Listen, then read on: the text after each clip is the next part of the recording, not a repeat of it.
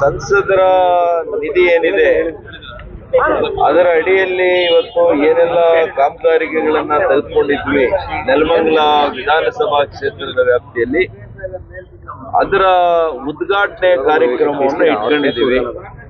ಅದಕ್ಕೆ ನಮ್ಮೆಲ್ಲ ಮುಖಂಡರು, ಜನತಾದಳ ಹಾಗೂ ಭಾರತೀಯ ಜನತಾ ಪಕ್ಷದ ನಮ್ಮ ಎನ್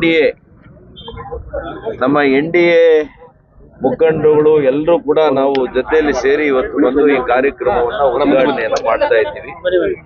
ಇದರ ಜೊತೆಗೆ ರಾಷ್ಟ್ರೀಯ ಹೆದ್ದಾರಿ ಏನು ಈಗಾಗಲೇ ಕಾಮಗಾರಿ ಪ್ರಾರಂಭ ಆಗಿದೆ, ಅದಕ್ಕೆ ಸಂಬಂಧಪಟ್ಟಂತ ಎಲ್ಲ ಅಧಿಕಾರಿಗಳನ್ನು ಕೂಡ ಇವತ್ತು ಅಲ್ಲಿ ಬರಕ್ಕೆ ಹೇಳಿದ್ದೇನೆ.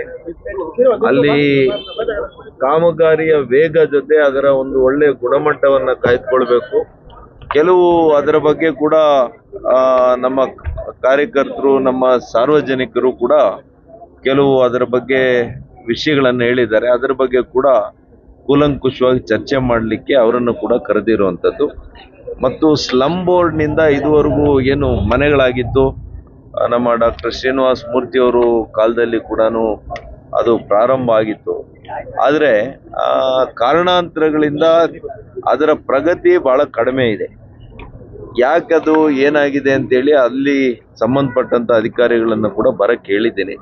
ಅಲ್ಲಿ ಸ್ಥಳ ವೀಕ್ಷಣೆಯನ್ನ ನಾವು ನಮ್ಮ ಹಿರಿಯರಾದಂಥ ಕೃಷ್ಣಪ್ಪಣ್ಣವರು, ಮಾಜಿ ಶಾಸಕರು, ನಮ್ಮ ಸಪ್ತಗಿರಿ ನಾಯಕರು, ನಮ್ಮ ಬಿಜೆಪಿಯ ಜಿಲ್ಲಾ ಅಧ್ಯಕ್ಷರು ರಾಮಕೃಷ್ಣಪ್ಪಣ್ಣವರು, ಹೀಗೆ ಎಲ್ಲ ನಾಯಕರುಗಳು ನಾವು ಹೋಗಿ ಅಲ್ಲಿ ಸ್ಥಳಕ್ಕೆ ಭೇಟಿಯನ್ನು ಕೊಟ್ಟು ಸಾರ್ವಜನಿಕರ ಜೊತೆ ಕೂಡ ನಾನು ಅಲ್ಲಿ ಮಾತನಾಡಿ ಅವರ ಕಷ್ಟ ಏನು, ಯಾಕೆ ಮಾಡಲಿಲ್ಲ, ಮತ್ತು ಅಧಿಕಾರಿಗಳು ಏನು ಕ್ರಮ ತಗೊಂಡಿದ್ದಾರೆ, ಇಷ್ಟು ವರ್ಷಗಳಿಂದ ಯಾಕೆ ಅದನ್ನು ನಿಧಾನ ಮಾಡಿದ್ದಾರೆ ಅನ್ನೋಂಥ ವಿಷಯವನ್ನು ಕೂಡ ತಿಳ್ಕೊಳ್ಳುವಂಥ ಪ್ರಯತ್ನವನ್ನು ನಾವು ಮಾಡ್ತೀವಿ.